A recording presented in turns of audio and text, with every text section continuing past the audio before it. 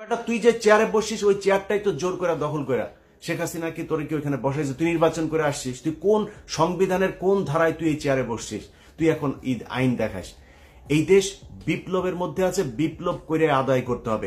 অবগত আছেন যে ঢাকা বিশ্ববিদ্যালয়ে কিছু স্বঘোষিত রাজাকার বের হয়েছে, যারা নিজেদেরকে সগর্বে এই স্বাধীন বাংলাদেশের মাটিতে রাজাকার বলে নিজেদের সম্বোধন করছে। তাদের বিরুদ্ধে আজকের এই বিক্ষোভ সমাবেশ। আবারও উত্তাল ঢাকার রাজপথ। হঠাৎ পল্টি নিল সাংবাদিক ইলিয়াস হোসেন। দেশের চলমান রাজনৈতিক পরিস্থিতিতে এতদিন ডক্টর মোহাম্মদ ইউনূসের পক্ষ নিয়ে কথা বললেও হঠাৎই যেন মোড় ঘুরল সাংবাদিক ইলিয়াসের। বিস্তারিত জানতে সম্পূর্ণ ভিডিওটি মনোযোগ সহকারে দেখতে থাকুন। গত 5ই আগস্ট শেখ হাসিনা পতনের পর দেশ পরিচালনায় ব্যস্ত ডক্টর মোহাম্মদ ইউনূস। তার শাসন ব্যবস্থা 3 মাস হতেই সাধারণ মানুষের গলার কাটা হচ্ছে অন্তর্বর্তী সরকার। কেননা দ্রব্যমূল্য ঊর্ধ্বগতি, আইন ব্যবস্থা দুর্বল, চুরি ছিনতাই বেড়েই চলছে।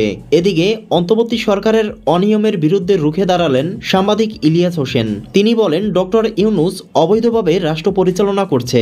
এরকম একটি সরকারের থেকে কি বা আশা করবে সাধারণ মানুষ? সংবিধানের কোন ধারায় তুই এই চেয়ারে বসছিস? তুই এখন আইন দেখাস। এই দেশ বিপ্লবের মধ্যে আছে, বিপ্লব করে আদায় করতে হবে। এদিকে ডক্টর ইউনূসকে শেষবারের মতো কঠোর হুঁশিয়ারি দিলেন গণ অধিকার পরিষদের চেয়ারম্যান বিপি নূর। তিনি বলেন, এই সরকারের জন্য জেল খেটেছি, রক্ত দিয়েছি।